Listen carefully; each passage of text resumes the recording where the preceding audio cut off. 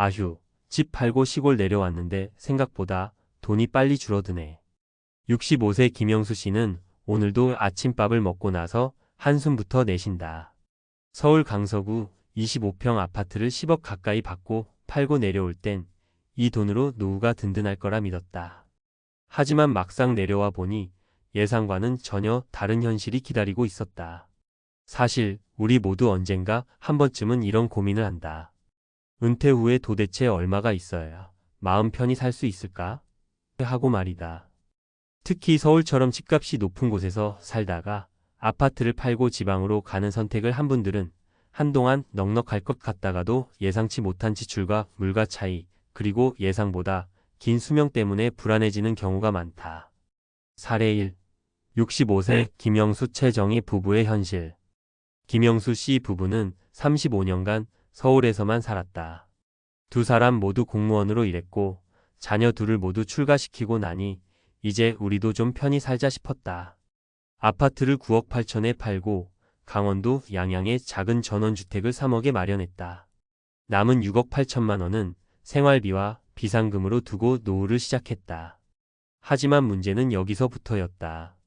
첫 해에는 서울보다 너무 싸네하며 행복했다. 식재료도 싸고 난방비도 덜 들고 인심도 좋아 외식도 부담 없었다. 그런데 둘 다 잔병치레가 생기기 시작했다.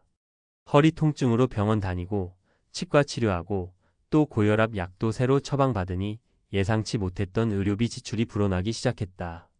결국 두 사람의 한 달 고정 지출은 이렇게 됐다. 전기수도 난방 포함 공과금이 약 20만 원, 건강보험료가 부부 합쳐 약 18만 원, 자동차 유지비유류비, 보험, 세금과 평균 25만 원, 통신비 15만 원, 식비와 생필품비가 50만 60만 원 선이었다. 여기까지만 해도 130만 원이지만 문제는 병원비였다. 한 달에 병원비와 약값으로 평균 30만 원 정도 나갔다. 그럼 총 160만 원 정도인데 여기에 경조사비, 부모님 자녀 용돈, 간간히 올라가는 서울 방문비까지 더하면 최소 200만 원이 넘었다.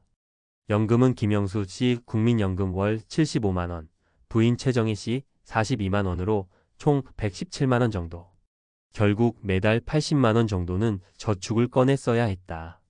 이대로라면 6억 8천만 원도 20년이 지나기 전에 바닥이 난다. 사례 2. 62세 전직 학원 강사 김미선 씨의 선택. 내가 아플 거라고는 생각도 못했지. 학원 강사로 30년간 살았던 김미선 씨는 60대 초반 무릎 관절염이 심해져 일을 그만두게 됐다. 자녀 둘을 키우며 서울에서 전세살이를 하다 전세금과 퇴직금으로 경기도 시흥에 작은 빌라를 매입해 전세 걱정은 덜었다. 하지만 문제는 생활비였다. 무직 상태라 국민연금도 월 48만 원뿐.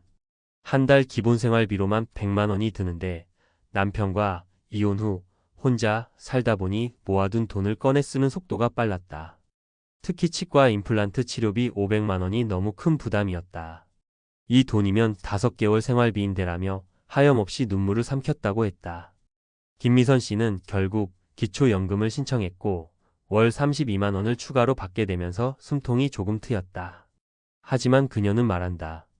그래도 80살 넘으면 이 돈 다 떨어질 거잖아. 그때는 어쩌지 그 생각만 하면 잠이 안 와. 사례 3. 58세 자영업 은퇴자 박성호 씨의 도전. 박성호 씨는 30년간 치킨집을 운영했다. 은퇴 후에는 번 돈으로 서울 근교 작은 빌라를 사고 남은 1억 5천만 원으로 노후를 시작했지만 은퇴 후 2년 만에 알바를 구했다. 아무 일도 안 하고 집에 있으니까 무력감이 너무 심하더라고. 박 씨의 한 달 생활비는 약 160만 원. 국민연금 53만 원으로는 턱없이 부족해 결국 편의점 야간 알바를 시작했다. 처음에는 몸이 힘들어 후회했지만 지금은 다시 살아있다는 기분이 든다고 한다. 물론 힘들지. 근데 이렇게라도 나가서 사람 만나고 내 용돈이라도 버니까 마음이 편해. 은퇴 생활비 얼마나 필요할까? 국민연금공단의 2024년 은퇴 가구 보고서에 따르면 65세 이상 부부가 최소한의 생계 유지를 위해 필요한 월 평균 생활비는 약 230만 원, 조금 여유 있는 생활을 위해선 약 320만 원이 필요하다고 한다. 물론 이는 평균값이다. 사는 지역, 건강 상태, 가족 관계, 주거 형태, 차량 유무에 따라 천차만별이다. 그런데도 많은 사람들이 한 달에 150만 원이면 충분하지 않을까? 하고 단순히 계산한다. 하지만 여기에 반드시 고려해야 할 변수가 있다.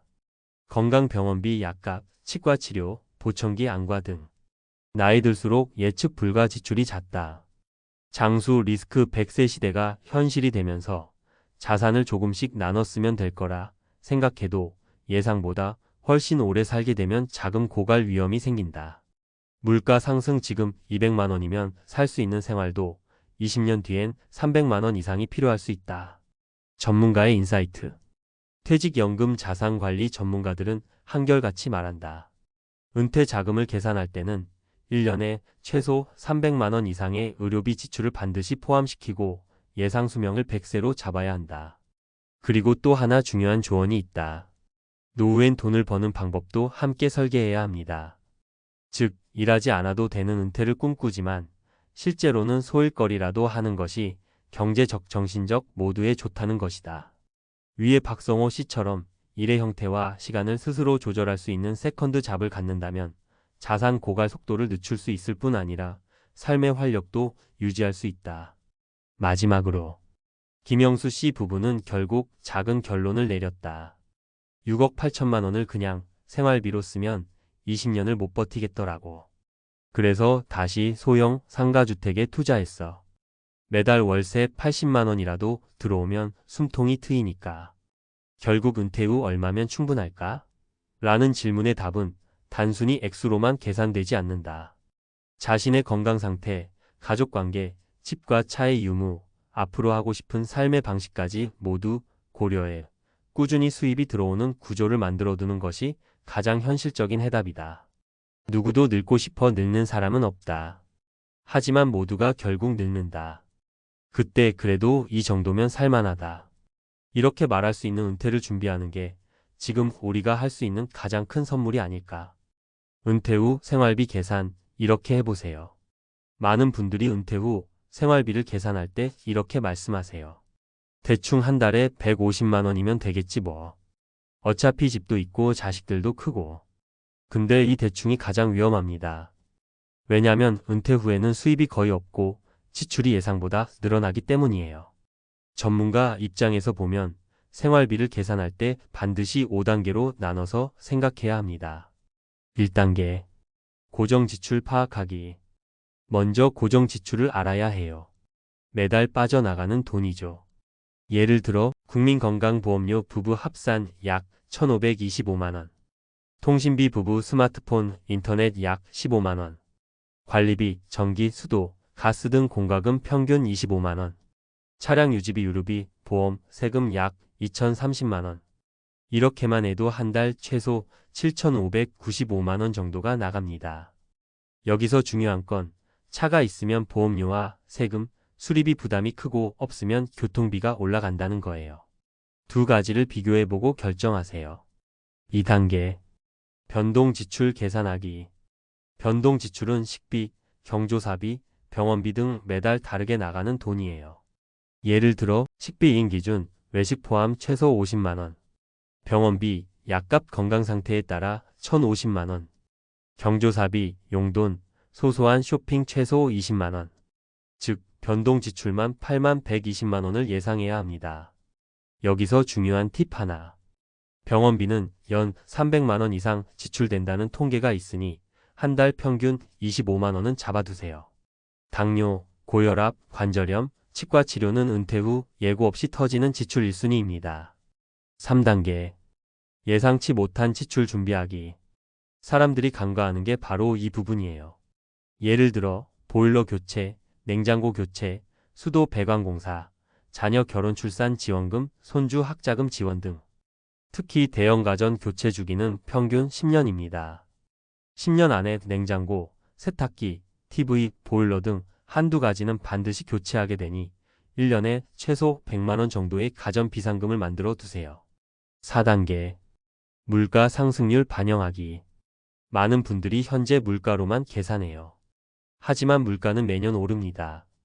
예를 들어 한국은행 기준 물가 상승률을 연 2%로 잡으면 20년 후 생활비는 지금의 약 1.5배가 됩니다. 즉, 지금 200만 원으로 사는 생활은 20년 후 최소 300만 원이 든다는 말이에요. 팁: 연금 수령액, 금융자산 운용 계획에 반드시 물가 상승률을 반영하세요. 5단계. 생활비 부족분을 채울 세컨드 잡 계획하기. 예를 들어 국민연금이 월 90만 원, 부부 기초연금이 합산 50만 원이라면 총 140만 원 수입이 있겠죠. 그런데 생활비가 200만 원이라면 매달 60만 원이 부족해요.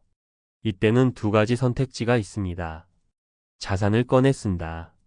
세컨드 잡소득 활동을 통해 메운다. 예를 들어 경비, 청소, 학교 급식실 보조, 택배 분류, 카페 파트타임, 강의 보조 등으로 주 3일만 일해도 월 5,080만 원 수입이 가능합니다. 많은 분들이 나이 들어서 무슨 일을 해? 라고 하시지만 실제로 해보신 분들은 이렇게 말씀하세요. 힘들지만 덜 우울해. 사람도 만나고 소일거리라도 있으니 하루가 빨리 가. 현실적인 은퇴 준비 시뮬레이션. 마지막으로 제가 은퇴 설계 상담 시 자주 해드리는 현실적인 계산 예시를 드릴게요. 예를 들어 65세 부부가 국민연금 합산월 120만 원, 기초연금 합산월 40만 원, 자산 3억 원 예금 형태. 이라면 생활비가 월 230만 원이라 가정하면 매달 160만 원의 연금 수입으로는 70만 원이 부족. 부족분을 자산해서 인출 1년에 약 840만 원 인출. 물가 상승률 2% 반영 시 20년 후 월 생활비는 약 340만 원. 20년간 자산 인출 총액은 약 2억 5천만 원 이상. 즉 85세까지도 충분하겠지만 90세 이후에는 불안해질 수 있다는 계산이 나옵니다. 그래서 이 부부에게는 월 50만 원 정도의 추가 소득 활동을 권유했습니다. 마지막 팁. 은퇴 후 생활비 계산할 땐 100세까지 의료비 포함, 물가 상승률 반영. 자산은 단순히 쓰는 것보다 연금형으로 수령하는 구조를 고민. 일하지 않는 삶보다 가벼운 노동과 소득 활동이 함께 있는 은퇴가 훨씬 안정적. 사실 은퇴 후 얼마면 충분할까? 라는 질문은 돈의 문제가 아니라 내가 어떤 삶을 살고 싶은가의 문제이기도 합니다. 누군가는 시골 마을 작은 텃밭에서, 또 누군가는 매일 카페에서 책을 읽으며, 누군가는 손주들을 돌보며 살고 싶어 하죠. 중요한 건 이 모든 삶의 생각보다 더 많은 돈이 든다는 현실입니다. 지금 이 글을 읽고 계신다면 오늘 하루 10분만이라도 시간을 내어 은퇴 후 내 생활비 한 달에 얼마나 필요하지? 하고 적어보세요. 막연한 불안이 조금은 구체적인 계획으로 바뀌는 순간이 될 테니까요.